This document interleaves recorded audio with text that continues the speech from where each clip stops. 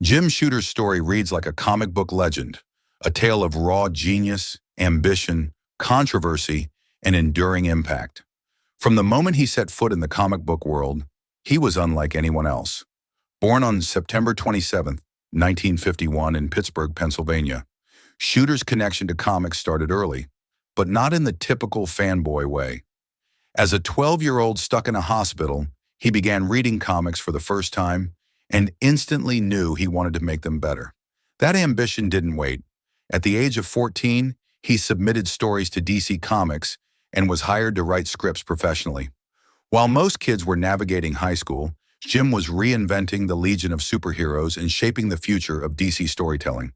By the time he was 16, he had introduced new characters, new emotional depth, and dynamic narrative arcs. His stories showed a maturity far beyond his age. He wrote the first race between Superman and the Flash and helped redefine how superheroes could interact in shared universes. His work gained praise for making characters feel human, fallible, and interconnected, years before such approaches became the industry norm. In 1976, Shooter joined Marvel Comics during a turbulent time. Marvel had creativity but lacked organization. Deadlines were missed, creators were underpaid, and editorial direction was inconsistent. Shooter quickly rose to power, becoming editor-in-chief in 1978. What followed was one of the most productive and divisive periods in Marvel history. Shooter implemented tight editorial controls and brought discipline to the chaotic bullpen. He insisted on professionalism, timely submissions, and a more rigorous structure. Some creators rebelled, others thrived, but no one could ignore the results. During Shooter's tenure, Marvel experienced a creative explosion. He oversaw the legendary run of Chris Claremont and John Byrne on Uncanny X-Men, turning it into one of the most iconic series of all time. Frank Miller's Daredevil brought noir realism and cinematic grit to comics. Walt Simonson redefined Thor with epic storytelling and mythic energy. These stories didn't just entertain, they elevated the medium. Shooter believed that comics could be art and commerce at the same time, and he demanded that creators respect both the audience and the form. One of Shooter's most groundbreaking contributions was the creation of Secret Wars in 1984. It was the first company-wide crossover event, bringing together heroes and villains in a battle across space and time. More than just spectacle, Secret Wars introduced long-lasting elements like Spider-Man's black suit, which would later become Venom. The success of Secret Wars proved that readers craved big, interconnected narratives, and publishers took notice. Shooter also created Epic Comics, a Marvel imprint that allowed creators to retain ownership of their work. This was a radical idea at the time, offering writers and artists the opportunity to publish more mature, personal stories with higher production quality. Epic gave birth to cult classics and helped pave the way for creator rights movements that reshaped the industry in the years to follow.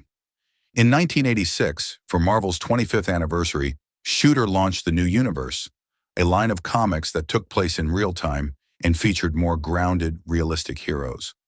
While it never reached the commercial heights of Marvel's main line, it was another example of Shooter's willingness to innovate, experiment, and take risks for the sake of storytelling. But Shooter's uncompromising vision and demanding leadership style came with a cost. He clashed with some of Marvel's top talent, including John Byrne and Steve Gerber. Some creators found him overbearing, accusing him of micromanagement and editorial interference. These tensions culminated in Shooter's dismissal from Marvel in 1987. For some, it marked the end of an era. For Shooter, it was just the beginning of a new chapter. After Marvel, he co-founded Valiant Comics in 1989. While smaller in size, Valiant became a powerhouse in the early 1990s.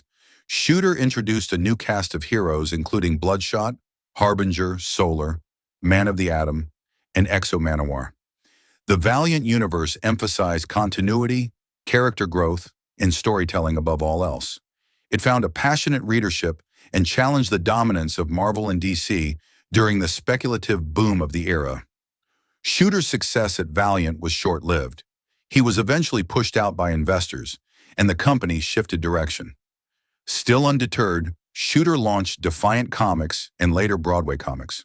Both companies faced financial and legal setbacks. Defiant's flagship title, Warriors of Plasm, was forced into a lawsuit over its name, draining resources. Though these ventures didn't find lasting commercial success, they reflected Shooter's persistent belief in creative freedom and independent publishing.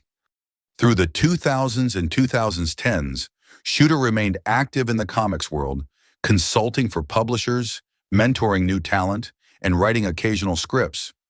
He remained a towering figure at comic conventions, offering lectures, interviews, and guidance. Though his mainstream visibility waned, his influence never did. He was revered as one of the last true architects of the Bronze Age and as someone who pushed the medium forward, even when it came at a personal cost. In his later years, Shooter continued to reflect on his complex legacy. He spoke candidly about his successes and missteps, owning both with humility. He was not a man of half measures. Whether loved or loathed, Shooter was always all in. His views on creator rights, editorial responsibility, and the business of comics remain influential today.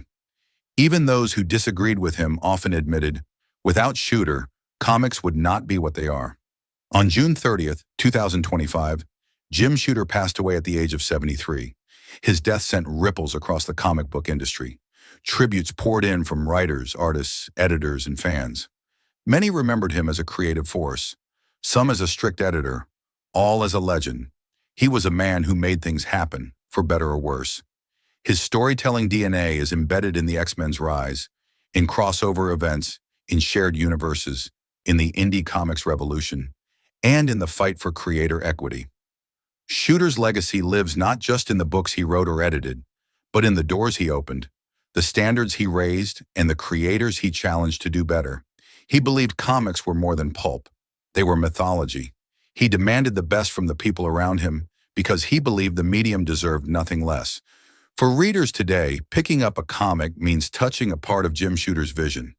Whether it's the emotional drama of an X-Men saga, the expansive scope of a crossover event, or the creative ownership that writers now fight for, Shooter helped make it all possible. He never stopped writing, never stopped pushing, and never stopped believing in what comics could become. Jim Shooter was not just a comic book editor. He was an engine, a fire starter, a builder. He lived and breathed stories, and in doing so, became one of the most important and complex figures in the history of American comics. His story, like the characters he wrote, will never truly end. Because legends, after all, are never really gone. They live in the ink, in the panels, and in the imaginations they ignite. And Jim Shooter lit the spark for millions.